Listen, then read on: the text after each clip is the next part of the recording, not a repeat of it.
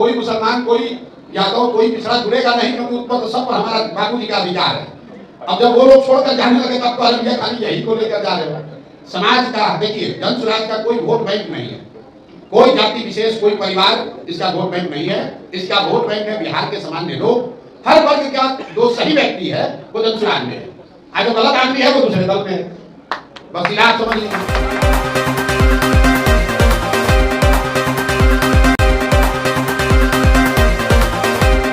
बरस से आप लोग पूछते पूछते थके नहीं। अच्छी बात है, बिहार के पत्रकारों में भी उतनी ही ऊर्जा है। 2 बरस से आपको बता रहे हैं कि इस पूरे अभियान को चलाने के लिए पैसा कहां से आ रहा है।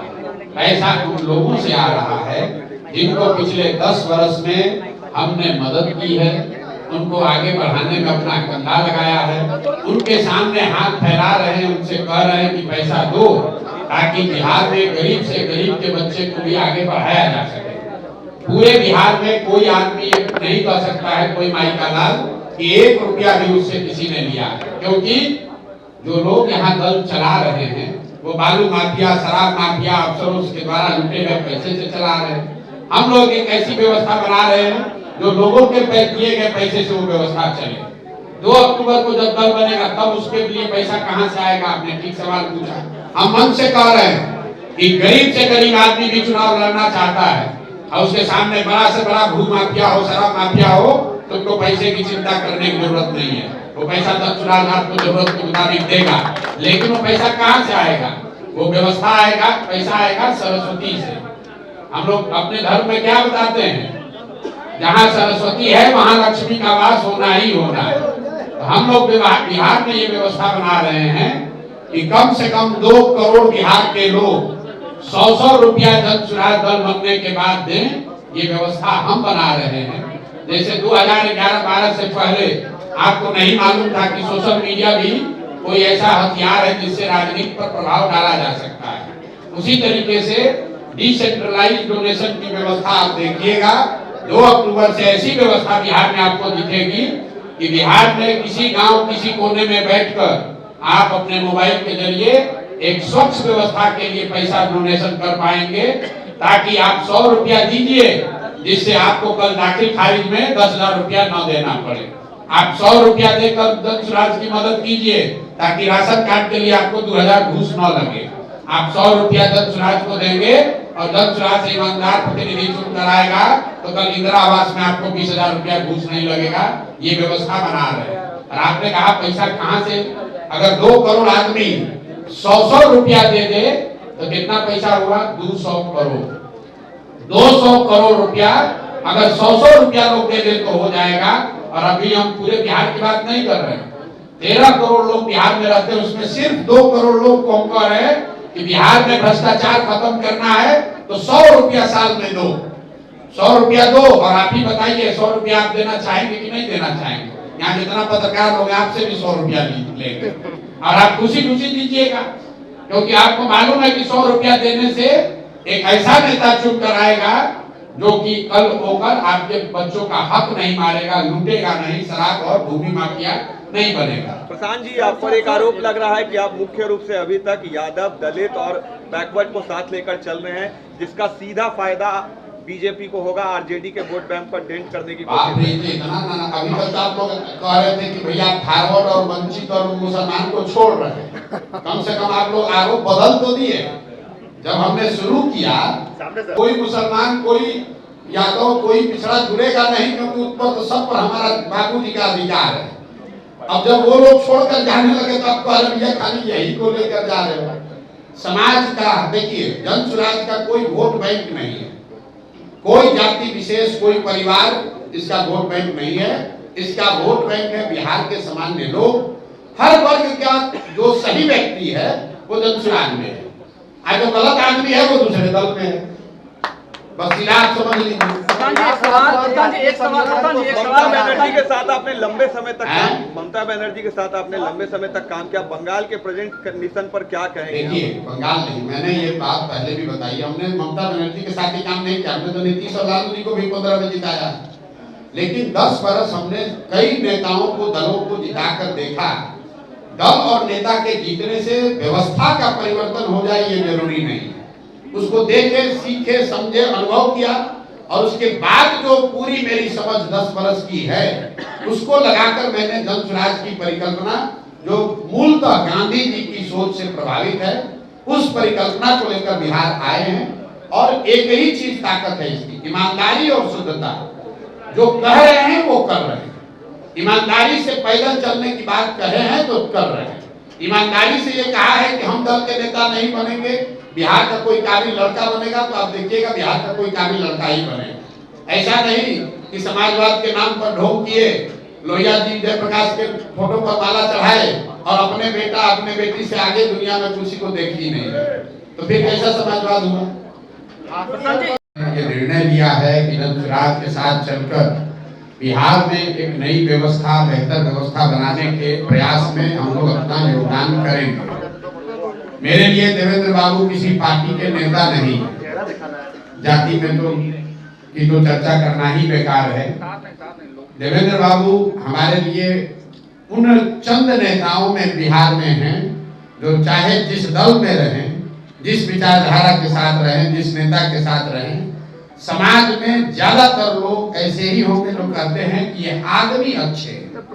और जन स्वराज की जो सोच है उसका पहला ही सूत्र है सही लोग। वो लोग चाहे कहीं भी हो, वो चाहे किसी व्यक्ति के तौर पर आप उनको जानते हो, किसी विचारधारा के ध्वजवाहक के तौर पर उनको जानते हैं, किसी दल से जुड़े हुए व्यक्ति हो या गैर राजनीतिक लोग हैं, समाज ने जिनको भी अच्छा कहा, ये जन स्वराज की हमारी जिम्मेवारी है कि मैं उनके घर पर, उनके दरवाजे पर जाऊं, उनको समझाऊं, उनसे अनुनय विनय करूं। और इसी दौरान जब मैं मधुबनी के इलाके में पैदल चला हूं, नाम तो इनका मैं बहुत पहले से जानता हूं, लेकिन जब उन जिलों में मैं गया तो लोगों ने कहा भैया जब तक देवेंद्र बाबू नहीं जुड़ेंगे तब तक इस अभियान में सही लोग जुड़ने का एक नारा है पूरा नहीं है। हमारे कुछ साथियों ने इनसे संपर्क भी किया, मेरी भी मुलाकात हुई और ये मेरे बड़े भाई जैसे ही हैं। और ये कोई प्रशांत किशोर का दल नहीं ज्वाइन कर रहे हैं, जन स्वराज नहीं ज्वाइन कर रहे हैं। ये इस व्यवस्था को बनाने वालों में सबसे अग्रणी भूमिका अदा करने के लिए था। जन स्वराज दल तो अभी 2 तारीख को बनेगा, लेकिन उससे पहले इन्होंने अपनी सोच, अपना अनुभव, बिहार की मिट्टी की समझ, यहाँ के लोगों की परेशानियों के बारे में जो कुछ भी समझा है और इनका ये बड़प्पन है, इन्होंने ये बताया है, आश्वासन दिया है, यहाँ पर भी कहा है। इनकी जो भी सोच, अनुभव, इनकी जो क्षमता है वो आने वाले वर्षों में अपने साथियों के साथ मिलकर बिहार में वो स्थिति बदले, बिहार में लोगों की स्थिति बदले, उसमें ये योगदान करना चाहते हैं। और जन स्वराज प्लेटफॉर्म के तौर पर देवेंद्र जी को अपने साथ पाकर हम लोग अपने आप को धनी और बेहतर समझते हैं। प्रशांत किशोर को कितना वोट मिलेगा, प्रशांत किशोर के साथ कौन जुड़ेगा, कौन नहीं जुड़ेगा, उसको पता नहीं हमारी कार्यशैली। हम उन सारे लोगों को जोड़ लेंगे जिनकी क्षमता है, जिनकी ताकत है।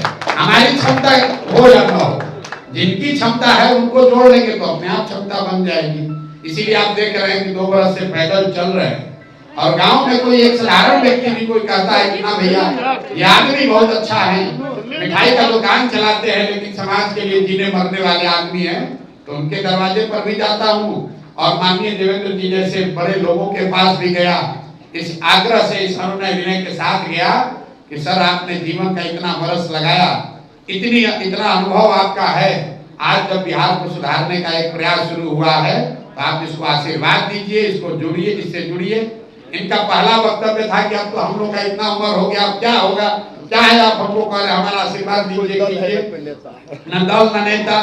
तो हमने कहा कि सर ऐसा है कि अभी कम से कम 15 बरस बिहार को आपके सेवा की जरूरत है। और बहुत सोचने समझने के बाद इन्होंने निर्णय लिया है। मैं फिर से आपका और आपके साथियों का आभार व्यक्त कर रहा हूं और प्रेस के, मीडिया के भाइयों को ये कह रहा हूं, ये बिल्कुल ही न लिखिए कि जन स्वराज देवेंद्र बाबू अपने साथियों के साथ जन स्वराज में जुड़े।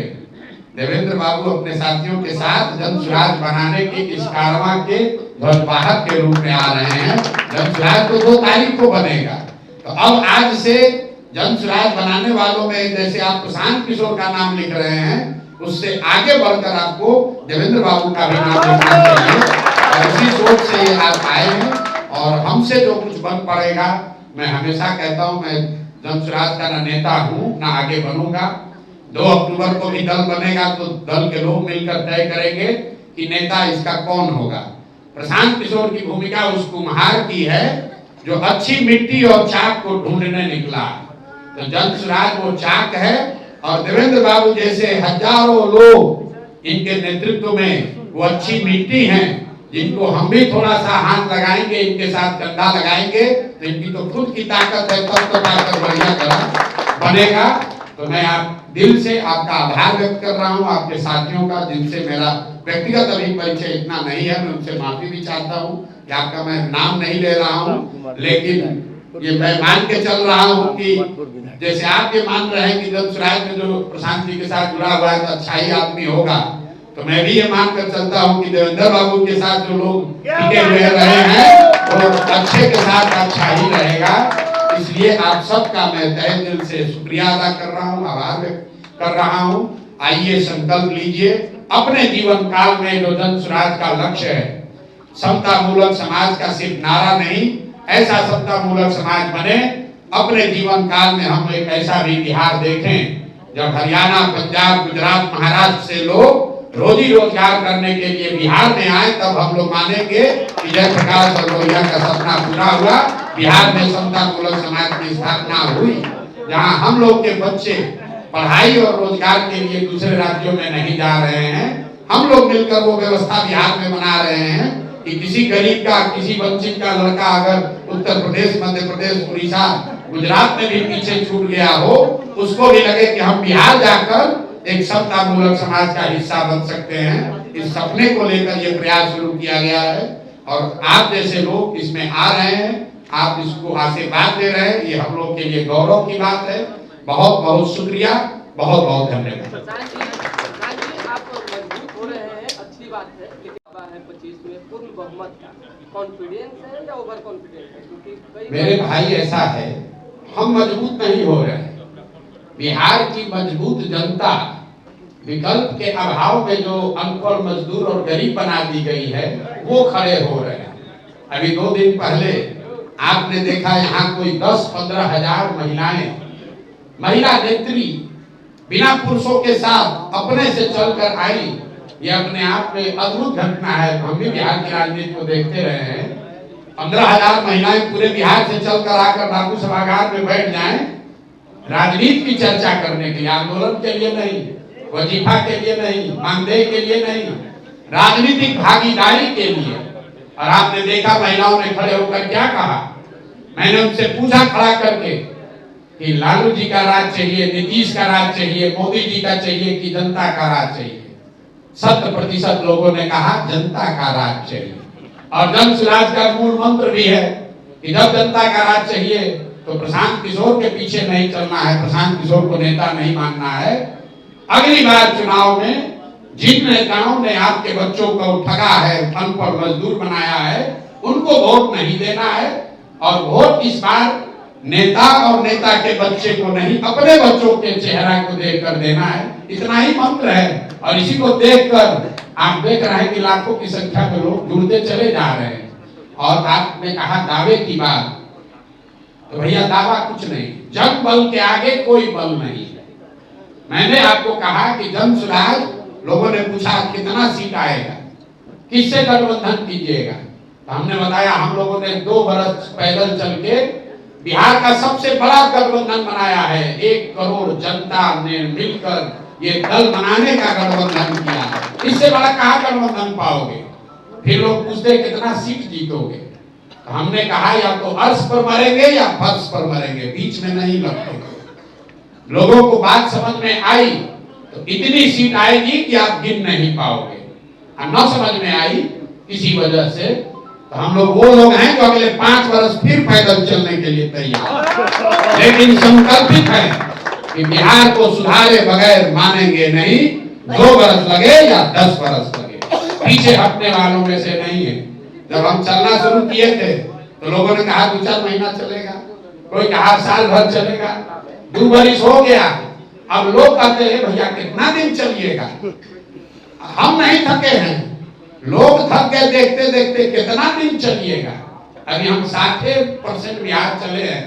2 अक्टूबर को दल बनेगा, उसके बाद भी चलते रहेंगे, तब तक चलते रहेंगे जब तक बिहार के एक एक जनता को जाकर ये बता ना दें कि तुमको अपने बच्चों के पढ़ाई रोजगार की चिंता करनी है।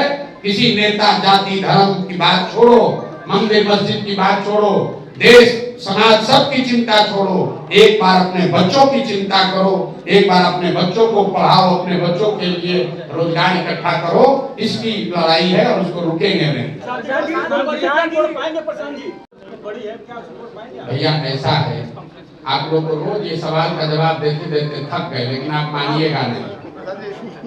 आप ये बताइए, अभी रुपौली में उपचुनाव हुआ, रुपौली में विधानसभा का उपचुनाव हुआ। जातिगत समीकरण के हिसाब से यहाँ पर आरजेडी ने जिन महिला को टिकट दिया, लोग बताते हैं कि उनकी जाति के करीब 40,000 लोग उस विधानसभा क्षेत्र में हैं। आप लोग का ऐसा दावा है जो कि बिल्कुल गलत है कि जितने मुस्लिम और यादव समाज के लोग हैं वो भी आरजेडी के बंधुआ मजदूर हैं। अगर इन तीनों समाज के लोगों को जोड़िएगा तो रुपौली विधानसभा में 1,10,000 वोट होता है और आरजेडी के प्रत्याशी को वोट आया 30,000। जदयू को देख लीजिए, आप लोग बताते हैं नीतीश कुमार को अति पिछड़ा का मसीहा, मतलब इनकी दशा देख लीजिए, खड़ा किए कलाधर मंडल जी को, और उन सारे अति पिछड़ा के कम से कम 1,20,000 रुपौली में वोट है। वो आए दूसरे नंबर पर। जीता कौन? हम नहीं जीते, धनसुराज नहीं जीता। एक सामान्य आदमी, ऐसे वर्ग का आदमी जीता है जिसके जाति के सिर्फ 8,000 लोग वहां रहते हैं। और आप कह रहे हैं कि जातीय का सब समीकरण है। कहाँ गया जाति? कहाँ गई जाति? आप बताइए।